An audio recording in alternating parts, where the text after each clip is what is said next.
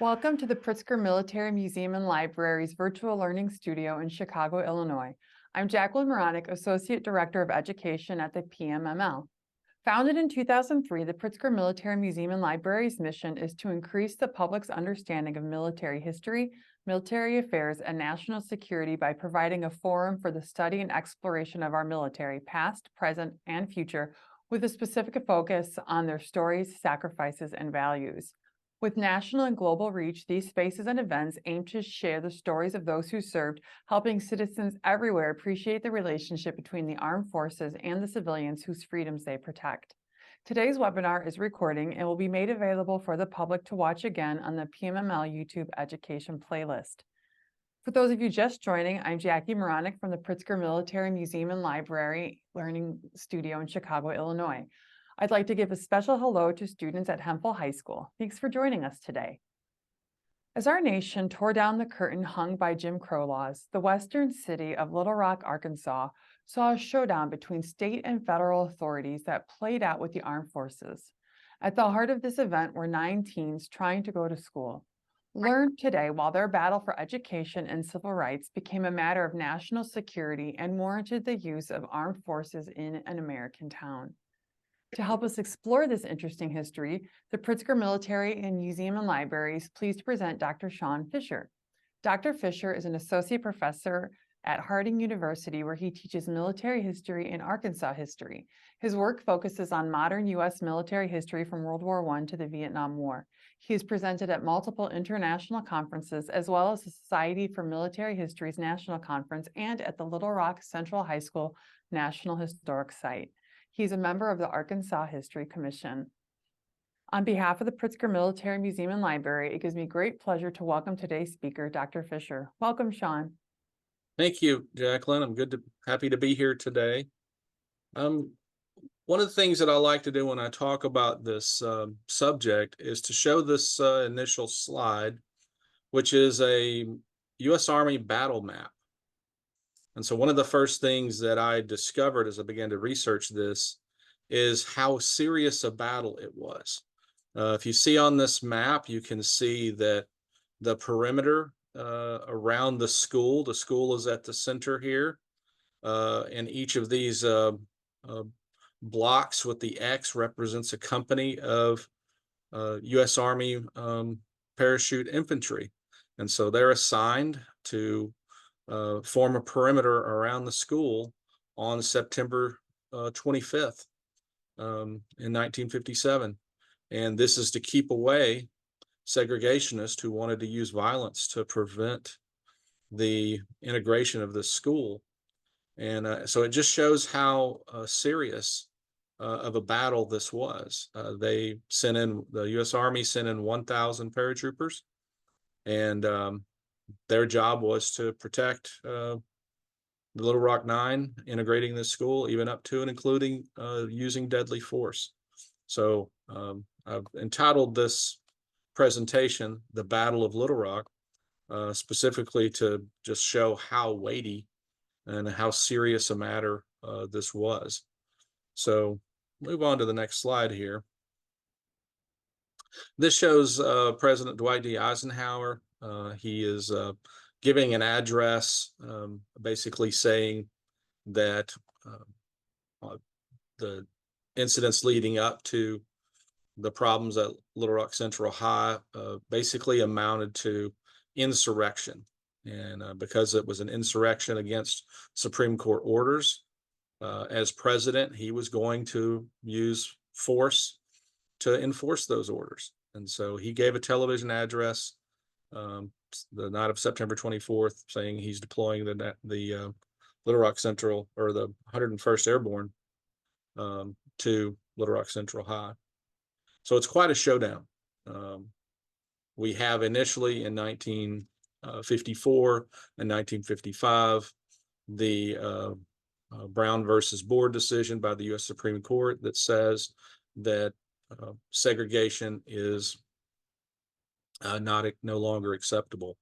That's in violation of the 14th Amendment and due process, and that it needs to be torn down.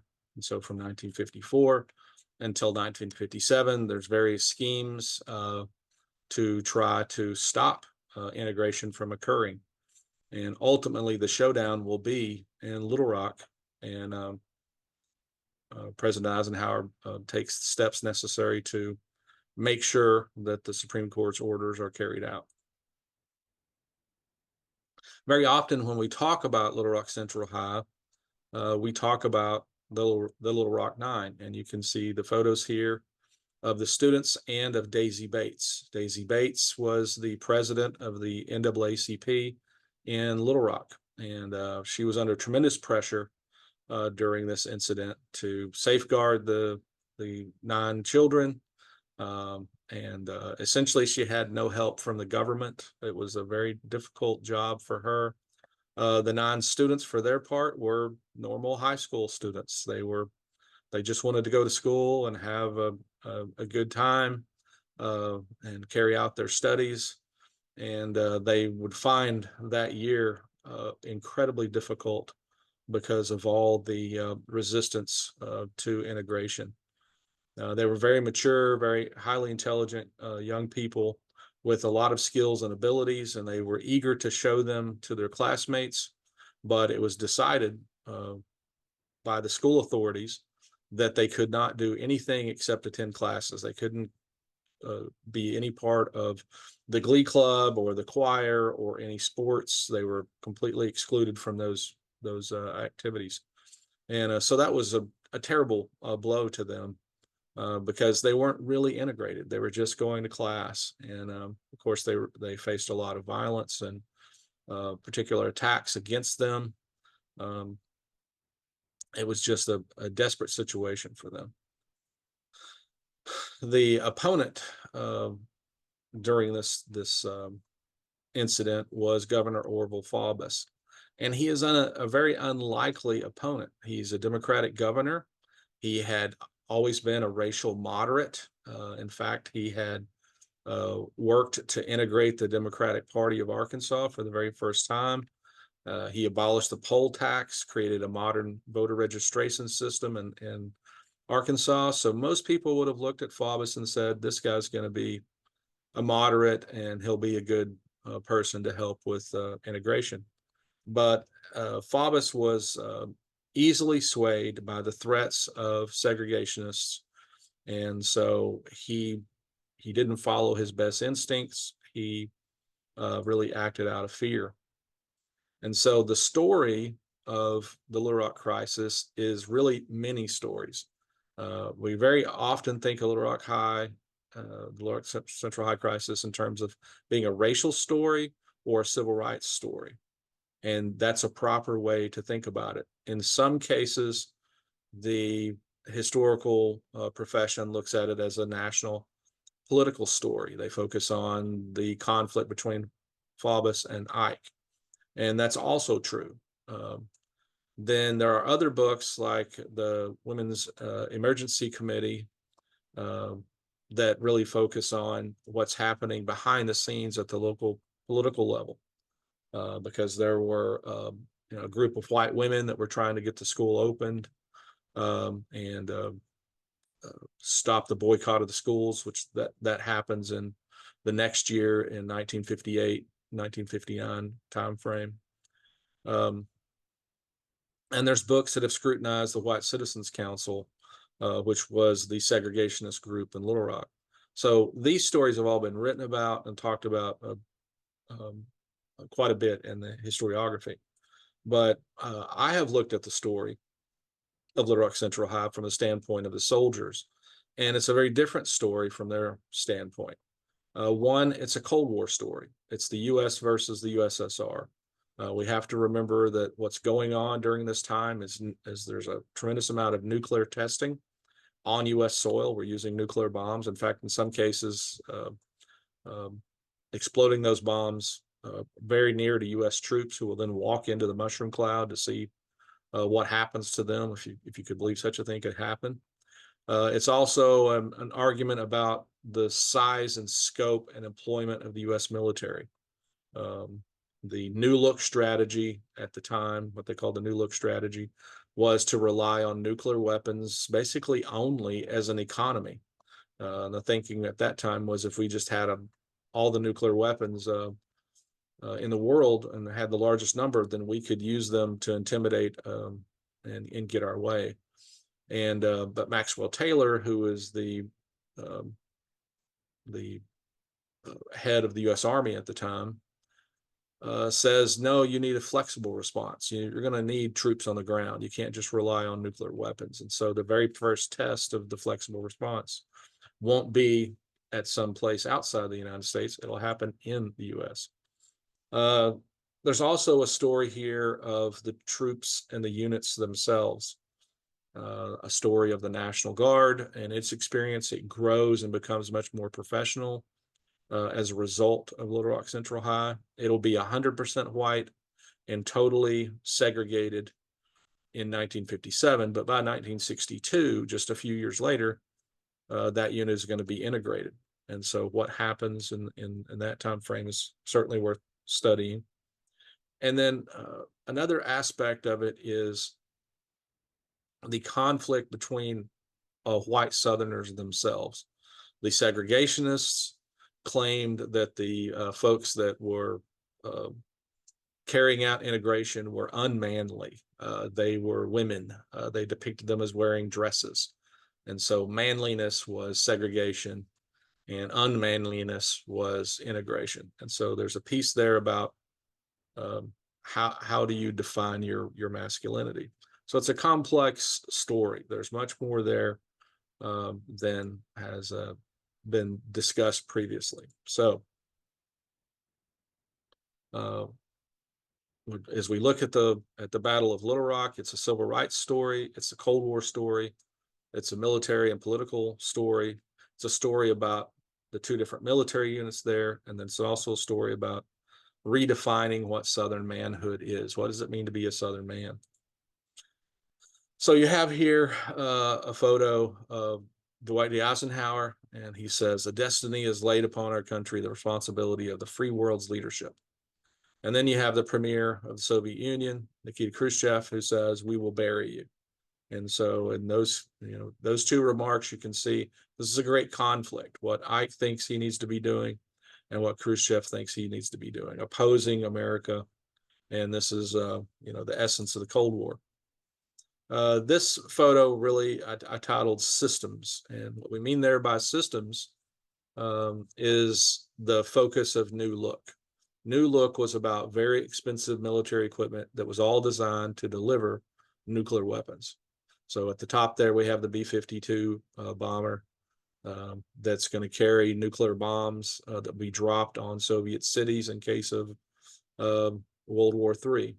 And you have other aircraft and weapon systems there, including submarines that will be able to fire nuclear missiles from anywhere in the world, to intercontinental ballistic missiles there on the lower left that will fire nuclear weapons from silos placed all over the United States, and including in Arkansas, not far from Little Rock.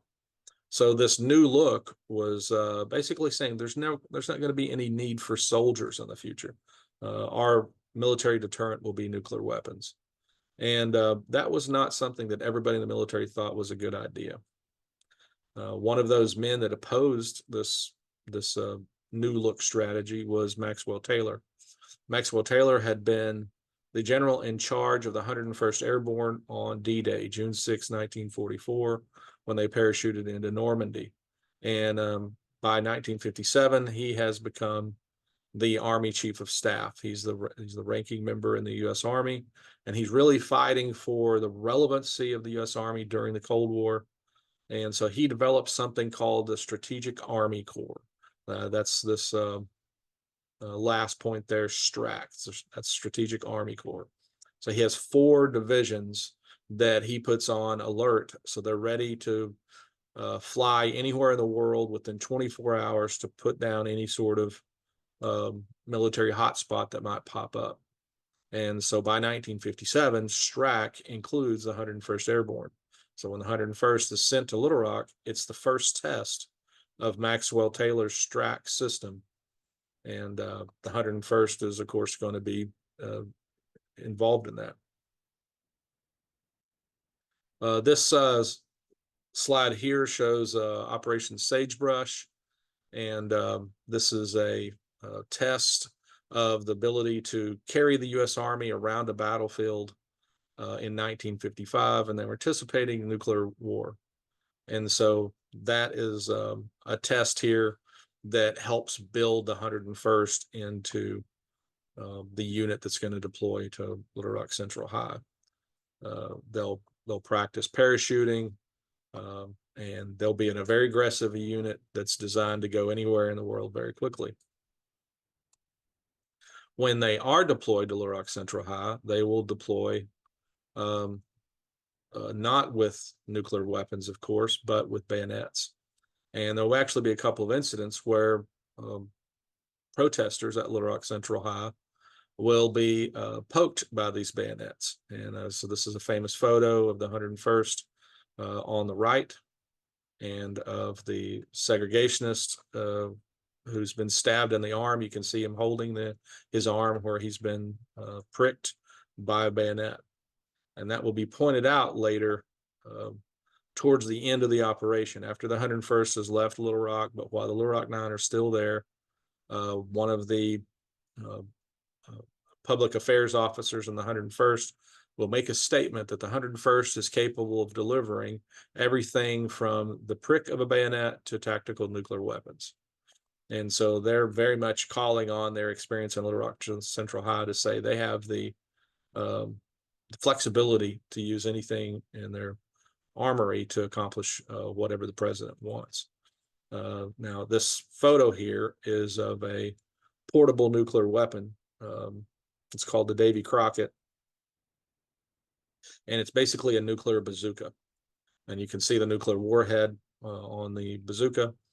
And this is a team of 101st Airborne troops that will deploy this nuclear bazooka. The unfortunate fact is the effective destructive range of the warhead is about the same distance as the maximum range of the rocket, meaning that if you fired it, you would destroy yourselves. But it was a way for Maxwell Taylor to have the Army carry out something that would be relevant in the concept of new look. So these are soldiers deploying a nuclear bazooka. So Taylor wants to be deploying flexible response so that they can essentially be relevant in this new strategy. His Strategic Army Corps has these 4 divisions that can go anywhere. So as I list here, you have the 4th Infantry Division, the 1st Armored Division, and the 101st at Fort Campbell will be end up being the one that goes to Little Rock Central High. Now, at the same time that this situation is developing in Little Rock, the U.S. military is carrying out a series of nuclear tests. So this is a shot Galileo, September 2nd. It's the 16th nuclear test in 1957.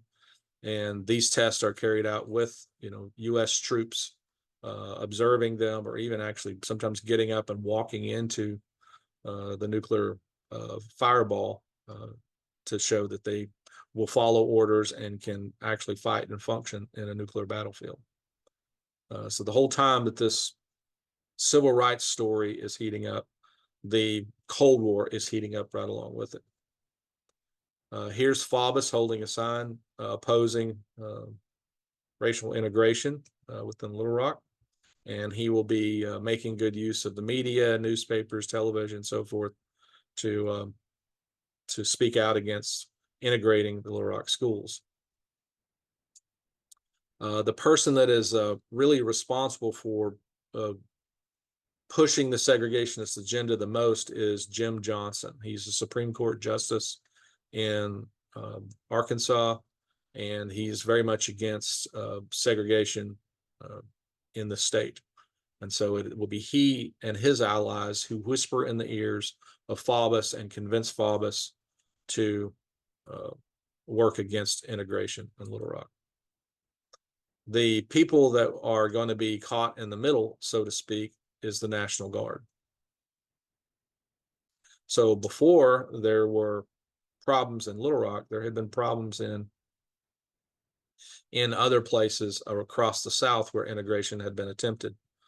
And this is Alabama National Guard troops that are going to be deployed to, and actually Tennessee National Guard troops are going to be deployed to force integration in their respective states. And here you see a picture that shows an effigy of a Black student being lynched, and along with the student being lynched is a National Guardsman being lynched. And the threat on the sign there is forced integration at the top, and then at the bottom the National Guardsman has a sign on him and it says, "This is not Tennessee, Big Jim." So they're referring to the use of National Guard troops to force integration in Tennessee. And the reference, of course, is that the Alabama National Guard would be lynched if they helped with integration at all. So the young National Guardsmen here in Little Rock really face a lot of questions about who they are. Should they be doing this? Is this a lawful order from the president that they should follow? Should they revolt? Should they go AWOL? What's their place in all of this? And so in this slide, I just show a lot of quotes from different people, all sort of pressuring the National Guard into carrying out or not carrying out its duties, as the case may be.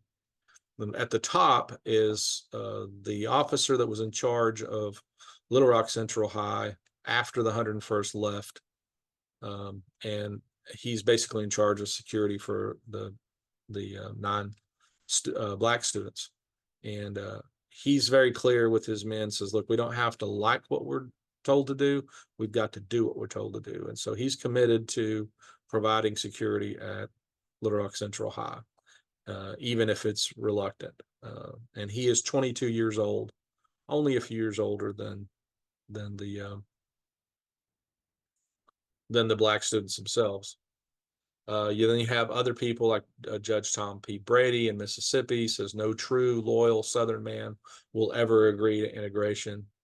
Governor of Mississippi, Ross Barnett, says we must separate the men from the boys. We must identify the traitors in our midst.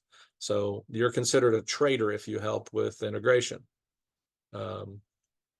The famous historian U.B. Phillips will say that the South shall remain a white man's country. And one of the women at Little Rock Central High, when integration is being carried out, she is screaming at the soldiers there, "Where's your manhood? Why don't you do something to get these people?" Meaning the 9 students. So a lot of demands on the students or the soldiers to really try to find their way in the midst of this. It's very difficult for them. Dwight D. Eisenhower says our personal feelings about the court orders have no bearing on the matter. So he's saying even if you oppose it, you must do it. In one National Guard publication, a National Guard magazine that was printed in the fall of 1957, really encouraged the National Guardsmen to do their duty. It says they're the future of the National Guard in Arkansas and possibly of the Guard nationwide will be materially affected by our conduct in accomplishing this mission. So basically saying we've got to do this job. Samuel P. Huntington, a historian, writes a book that's published in 1957 about duty of American soldiers. And he says, obedience is the highest virtue of military men. And then here's Eisenhower reminding reminding the American troops that our enemies, meaning the Soviet Union, are gloating over this incident and using it everywhere to misrepresent our whole nation. So Eisenhower's very focused on the international piece as well as he is following orders in the Supreme Court. So that gets us sort of to some of the background as to what creates this crisis and what's going to develop there. So it's at the 25-minute mark. So I thought I would stop and see if there's any questions that anybody had submitted at this time. Jacqueline, do we have any questions? Hi, just getting my camera back in place. Hmm. Audience, you please feel free to use the Q&A section to drop in any questions, and while we wait to see if they have any questions at this time, I thought I would follow up with a couple of things that we had talked about earlier and that I've been thinking about through your presentation. One of the things you mentioned is the age of the one guardsman, the lieutenant who's put in charge of the protection of these teenagers. If he's the guy in charge at 22, do we have a good reference of the ages of the other guardsmen who are left to Yeah, protect? so Ernest Green is one of the Little Rock, uh, one of the black students, is the Little Rock Nine. He will graduate in May of 1958. He'll be 18. And some of the guardsmen that are there are 17 or 18 or 19 years old. So the age difference between the soldiers, whether they're guard or 101st, or the Little Rock Nine themselves, is very little. There's very little difference. And that's pretty typical. A lot of people join the military at 17. And so some of the people that'll be federalized and sent by the Army to go to Little Rock to protect the Little Rock Nine, they'll be pulled out of their high schools to do it. Oh, wow.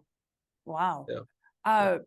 So that brings me to just another thought. So the man in charge, Lieutenant Cook, says we don't have to like what we're told to do, we just have to do it. And I imagine that's the sentiment of a lot of people, a lot of the guardsmen in this area. And so immediately in my mind, it brings to question two things. One, the 9 students and their ability to trust the protection that's given them, especially since the National Guard had previously been brought to be used against them.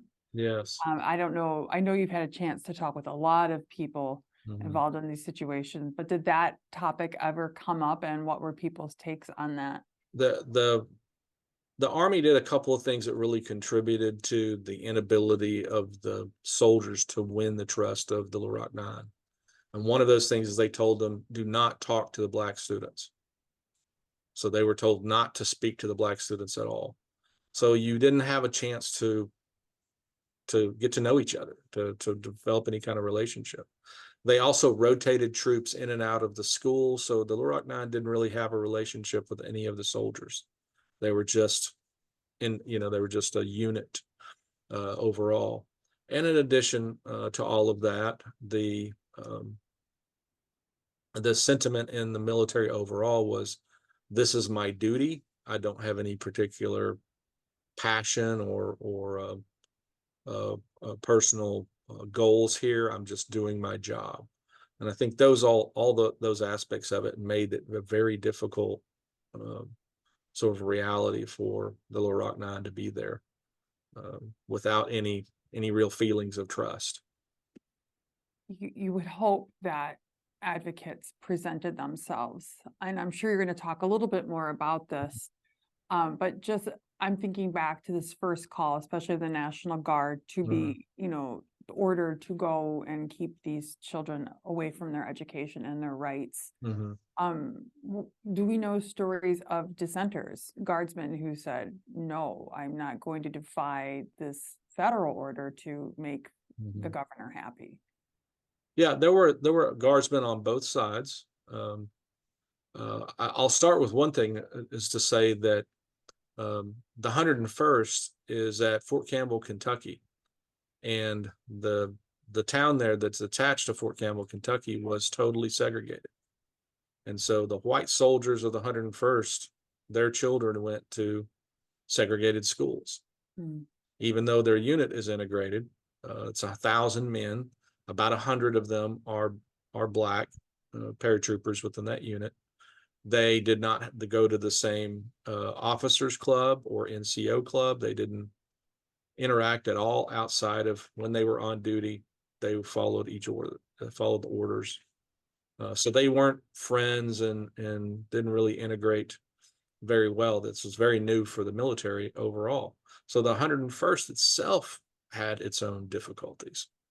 But for the National Guard,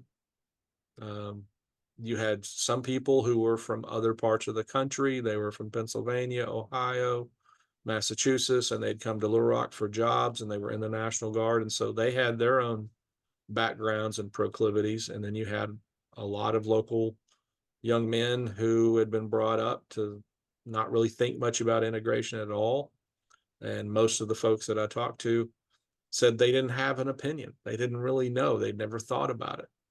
None of the soldiers that were involved had ever gone to integrated school. This was the first one.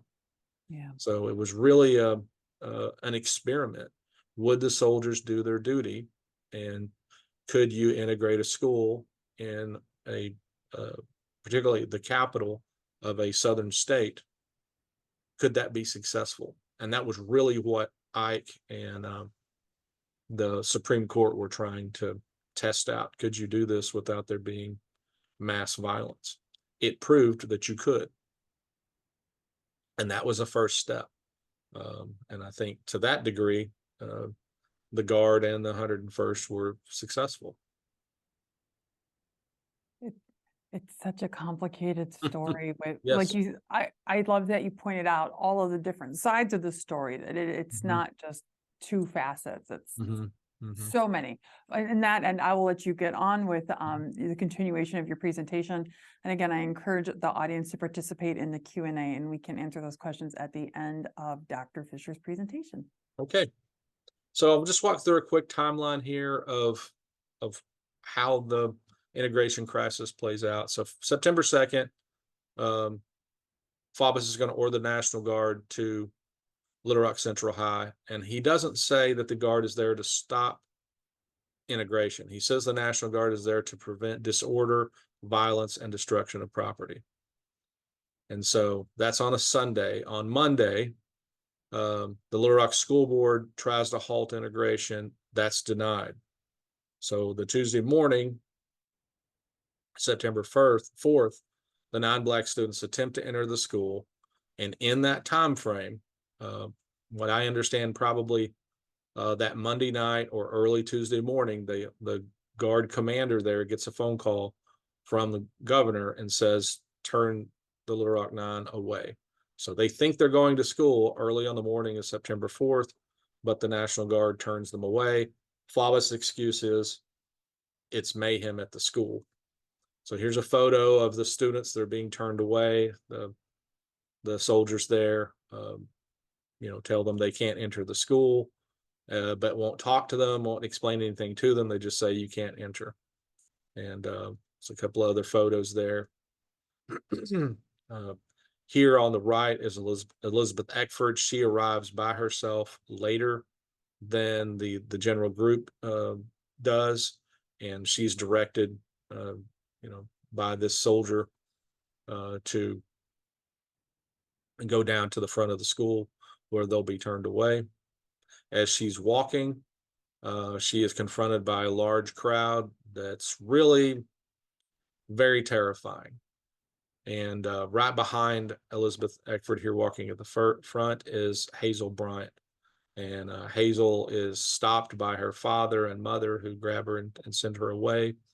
And the Guard really protected Elizabeth Eckford from being hurt right in front of the Little Rock Central High. It could have been very ugly, but the Guard was there and protected her, allowed her to go get on a bus and take a bus back home. And so she wasn't harmed, but she was threatened and terrified during that ordeal. And so this proved, in Faubus's mind, he had done the right thing. This large crowd of 1,000 people proved, and that he had made the right choice by having the Guard there.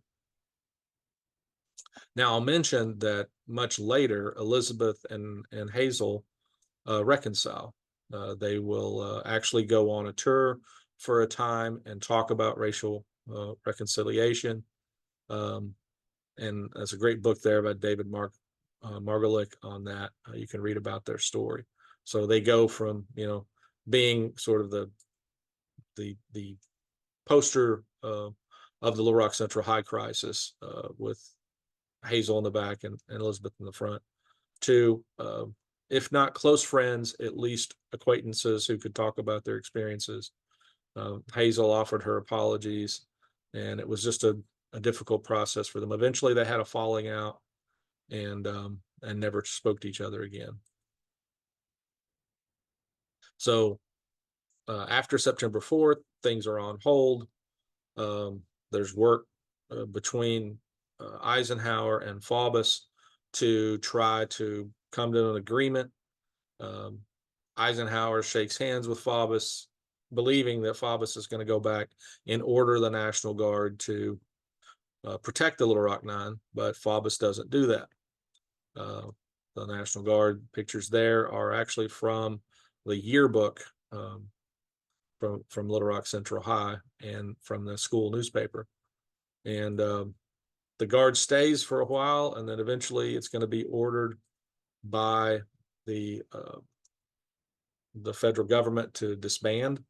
So September 20th, Faubus removes the Guard, and that's on a Friday. And then on the Monday, the Little Rock Police Department is going to try to integrate the school, but there's going to be a bunch of savage attacks. These photos show the Little Rock Police Department fighting, and the segregationists will break through the barricades and really threaten the Little Rock Nine, and they'll leave school before noon. So they'll only be there just a few days. And this really incenses Eisenhower. He sees these photos and television coverage, and says that, I'm going to have to do something. Little Rock is an embarrassment. And so the 24th, he sends the 101st into Little Rock. This is a very famous picture of the 101st riding trucks. They fly from Fort Campbell, Kentucky to Little Rock. They exit at Little Rock Air Force Base, and then takes these trucks by convoy into the high school. The sign there says, "Who will build Arkansas if her people do not?" So it's quite a poetic moment. And I'll point out here that in the photo, you can see a lot of cars parked on the side of the road, and young people are out there, and they're throwing rocks and shooting, BB guns and using slingshots and attacking this convoy as it comes into Little Rock. So the 101st were going into really a hornet's nest. Another photo of the convoy coming into Little Rock. Once they hit the ground, the 101st was not this lackadaisical, easy-going unit that we saw at Little Rock Central High. They are much more highly trained. They're an elite unit. And so they come in, they do a lot of marching and formation. This is part of the military manual. When you have a civil disturbance, is you demonstrate your resolve and your military prowess by marching up and down in front of the crowds to show them that you mean business. A lot of the sergeants and officers in the 101st were World War II and Korean War veterans. The privates, the lower ranking guys, were young men who had no military experience. They were 18, 19 years old, and they had not been in war, but they were competently led and very fierce. So you'll see a lot of photos about the arrival of the 101st, and you'll see the high school kids clowning around. This kid's got his hands in his pockets. He's, trying to provoke the 101st into some kind of attack against him, and he's making a joke about it. And there were a lot of journalists, a lot of international journalists that were taking pictures. And this was a great fun, a great time to goof off and just generally cause problems by segregationists in the city. One particular man here tried to grab a rifle from one of the soldiers, and he was delivered a swift rifle butt to the head. And the photo here shows him bleeding, and he wasn't able to take the rifle. This is a little larger picture of what we saw before. with the unsheathed bayonets and the individual that's been stabbed in the arm there. He actually threw his arm backwards into the bayonet. They didn't stab him. He, inadvertently stabbed himself. But either way, that was about the only bloodshed of the Little Rock Central High crisis, was these two events on the first day when the students are brought in. The 101st did its job. It quelled the violence, and they formed a cordon around the school, and they brought in all of the resources, including medics, in case there was more serious fighting going on. This is a photo of the arrival of the Little Rock Nine. They are picked up at Daisy Bates' house and provided a military escort to school. And so for several months, they will come to school in that station wagon. So the integration takes place the September 25th in the morning, and that's the first time that the Little Rock Nine are able to get into the school. Here they're being led by a member of the 101st, young captain, and you can see one of the ladies there. She's saluting. They're happy, and they had, I think, this idea that the crisis was over. They were going to get into the high school. They were very popular, very smart. They made great grades. These were really top students, and they felt that they would go into the school and everything would be fine, because growing up there was more integration among children in Little Rock than there was adults. And so they had grown up, playing stickball and playing chase and these sort of things, playing basketball. They had some integration with white kids, and so they were less afraid of the white kids than they were of the adults. But the kids in the school were really forced by their parents to keep quiet, don't get involved, keep your mouth shut, don't talk to them, don't look at them. And so the sad thing, the heartbreaking thing about this is that even once they got into the school, they weren't able to integrate because they were isolated by the white students. So another picture of them entering the school with their 101st Airborne troops as a military escort. Very famous picture of them going through the front doors, surrounded by troops. I talked to one of the soldiers that was there. He was a young officer. He was in charge of this platoon of about 50 soldiers, and he told his men, "Do not let anything happen to these kids." Talking about the Little Rock Nine, nobody touches the kids, and he really, instilled that they were to protect the Little Rock Nine at all costs, and so they're integrated. So how does the South react to this? Well, here's Faubus. He is not pleased. You can see this is a newspaper says guns force integration, and that's a famous cartoon there that has two soldiers forcing a white student and a black student together, and it says brotherhood by bayonet. So after about a week of integration, the Army is really wanted to get the 101st Airborne out of Little Rock and back to Fort Campbell so they can continue their Cold War training. And so they start slowly integrating the Arkansas National Guard into the mission at Little Rock. So they're trading out one paratrooper for one guardsman, one paratrooper for one guardsman. And that goes on for several days. The National Guard, of course, is federalized by Eisenhower, and it happens to be that the unit that's going to be brought in to provide that security is this 1st and 153rd, which includes companies in north central Arkansas. And one of them, Searcy, Arkansas here, is Lieutenant Bill Cook, and his job is to drive the Little Rock Nine to school. He has Jeeps and trucks available to him, and eventually he'll do such a good job with that, they'll ask him to take over when the 101st leaves. Well, so that's September 3rd when they start integration of the school, or start moving the National Guard in to replace the 101st. And you're going to have the launch of Sputnik. So September or October 4th, Sputnik is launched, and this shows that the Cold War is not to be forgotten. And this really incenses the Army. They got to get the 101st out of there because they're part of that STRAC, Strategic Army Corps. This is a mission should be taken over by the National Guard. And unfortunately, there's a lot of problems for the 101st to leave. The Guard is not ready for that mission. They're not trained, not as highly disciplined as the 101st is.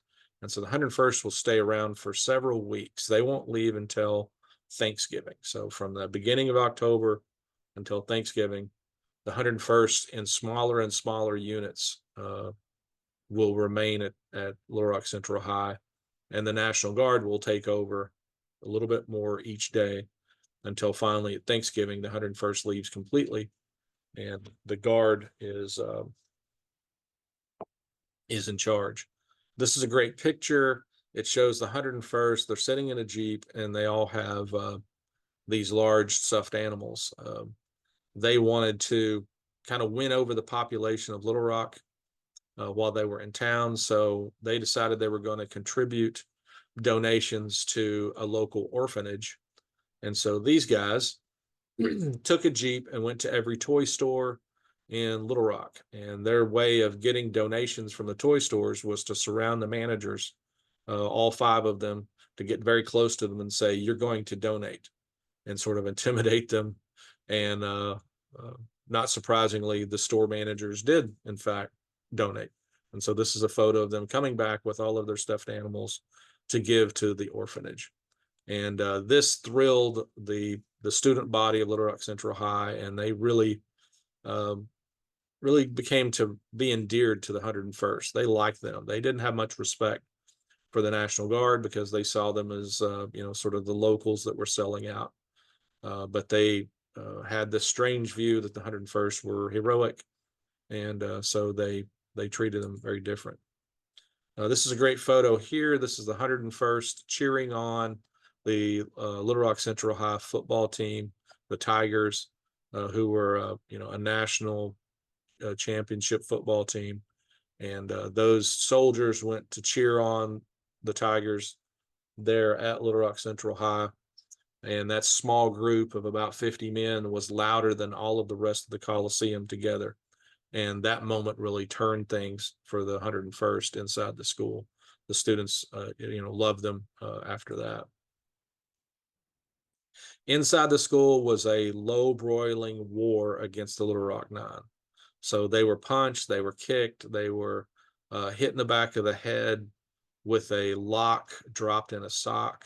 They had urine sprayed into their lockers to ruin their homework. Their homework was set on fire. There was all kinds of attacks against the students inside the school. If the soldiers weren't looking, the segregationist students would pull some kinds of tricks. Some of them were, putting tacks in somebody's seat. But so the Little Rock Nine were really just under a tremendous amount of pressure. These cartoons are all from segregationist papers showing their displeasure at the integration of the school. These have, this is a card that says you can kick one of the students. Another one says, that all of the school board and the teachers that are cooperating with the integration should be lynched, try our fine rope. And so there's really kind of, terrible things that were passed around among the students at school, these little cards and things, so that even though the integration or even though the segregationists couldn't get into the school because of military protection, they were certainly willing to send their children into the school to do the attacks for them. So eventually the Guard does take over. The 101st does leave, and the Guard does a decent job. They keep integration going. They largely are assisting the program, and the Little Rock Nine are able to complete the school year. What you see here is at the end of the school year. Um, the top photo on the left, you can see they're waving Confederate flags. The cake says Liberation Day, May 29th. And then the text beneath it says the day the National Guard was defederalized. So May 29th, the mission's over, the National Guard leaves, and they're celebrating. Yay, the National Guard's no longer occupying our city and our school. The card there that circulated, Ike go home, Liberation Day, May 29th.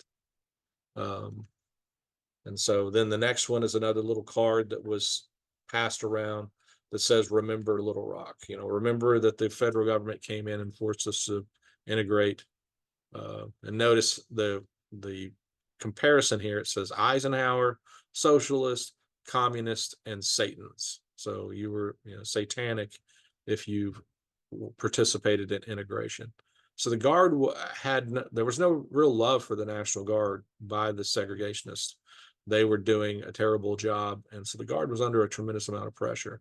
And when I talked with Bill Cook about it, he said that his soldiers were under so much pressure, his guardsmen, who were very young, 17, 18, 19 years old, were under so much pressure when they would go to the basement of the high school and take a break, that the soldiers would just break down and cry because they were insulted and punched and kicked, and various things were done to them. And they were just very young and sensitive and trying to follow the orders and do what the president ordered them to do. And, they were just in sort of a terrible way. And so in some ways, the guardsmen, the young guardsmen, kind of had it in a similar situation that the Little Rock Nine did. They were all under great pressure by the segregationists. And as I said before, the really sad part of the story is there were 2,000 students at Little Rock Central High, and virtually none of them ever said a word of encouragement to the Little Rock Nine. The vast majority of them were silent.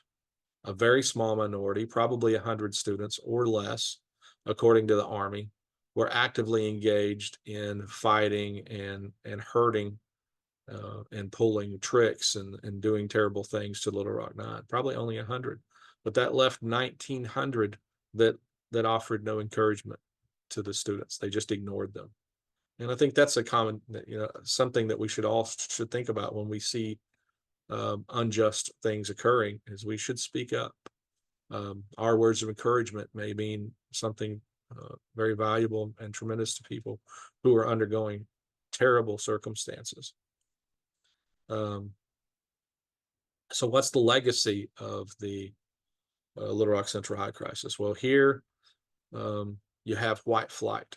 So Little Rock School District now is 80% minority. Surrounding towns like Maumelle and Cabot that are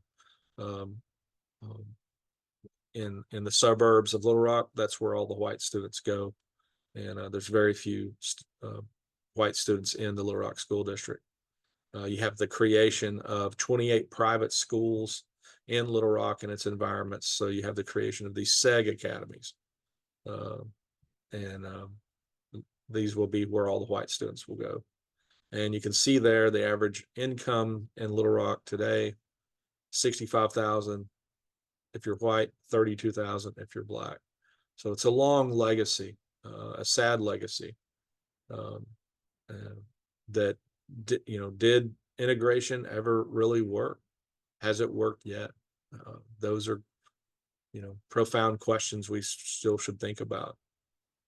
So that's the end of my presentation. I'd be glad to take any questions from Jacqueline or from the audience. Thank you for listening today. Thank you, and for covering so many different viewpoints of this history. I mentioned earlier, I was hoping to hear about the advocates. Mm-hmm. They never show up. Well, they're silent. That's so disheartening. And like you said, an encouragement for all of us to speak up and to encourage. So many scenarios. My thoughts instantly go to the fall of 1958. If I'm one of those 9 kids, I am dreading the start of the next school year. Mhm. What happens then? So, they don't open the school again. The school is shut down. The school is actually sold to some private individuals in the state, and they run the school as a private white only school. In the school year of 58, 59, they don't hold any classes. If you're going to go to school, you're going to do it by radio or television. They call it the lost year. And then the year after that, they try these other shenanigans. Eventually, that will be stopped and the public schools will open again. I think it's 1960 before some of the Little Rock Nine will go back to school, back to Little Rock Central High, and complete their high school. So from 57 to 60, it's a real mess. It takes a long time for them to get back to normal. And is all of this happening under Faubus? This is all happening under Faubus. He'll be reelected over and over for several terms and be incredibly popular. And then he'll be defeated by Rockefeller, Winthrop Rockefeller, who is a Republican in 68. So things will turn against Faubus eventually. It is interesting to note, there is a school named after the NAACP chapter president. who Yes, Daisy advocated Bates. For them, but there's no school named after Faubus. No, no. So history does not, Yeah. rightfully so, does not remember him kindly. That's right. We do have a question, and Okay. that is, what happened to Bill Cook?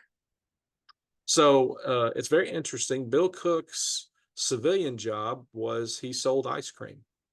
He's 22 years old. He's a ice cream salesman for Yarnell's Ice Cream, which is a big ice cream company in Arkansas.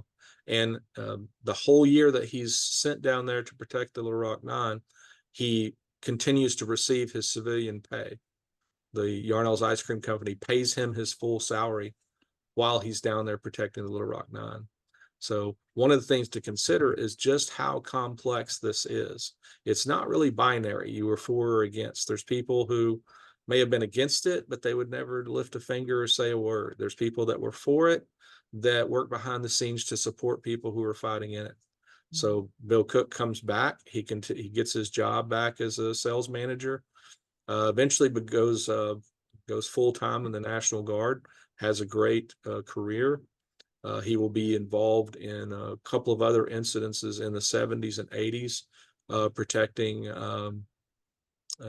the Cubans and Haitians in Arkansas that will be assigned by the president to stay in some housing at Fort Chaffee.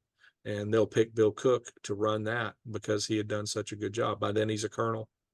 And I interviewed him just a few months before his death back in 2007. So Had he, I know you said there wasn't a lot of relationship building between the students and the men sent to guard them.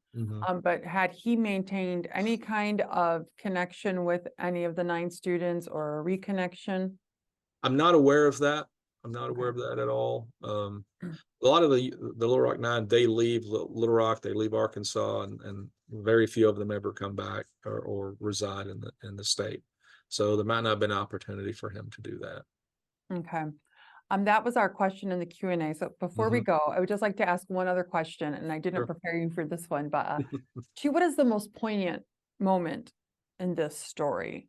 Well, it's hard to unpack this whole story in a short amount of time. And, we talked about this, can I do it in an hour? I just about did. It's about an hour. Yeah. The most poignant story is the 100 black paratroopers that are in that battle group. They get off the plane, they come in by convoy. And when they get off the trucks, their own sergeants tell them, get back on the trucks. You can't stay here. And the reason why is because the FBI had been listening to the telephones, and the segregationists were going to shoot dead any black paratroopers that they saw. So they take these 100 black paratroopers and they take them to the nearby army camp, Camp Robinson, and they say, you're just going to stay here. And they were so heartbroken. These 100 troops wanted to be involved in integrating this school. They were so excited. And so there's a kind of a moment where there's almost a mutiny. The troops are so angry. They're in a barracks building and they're saying, we should march down to the school, and we should take our place. And one of the older, wiser black sergeants that's in this group stands up on a bed and says, "You guys be quiet. We're not here for us. We're here for these students, and us getting involved in it will just make things worse."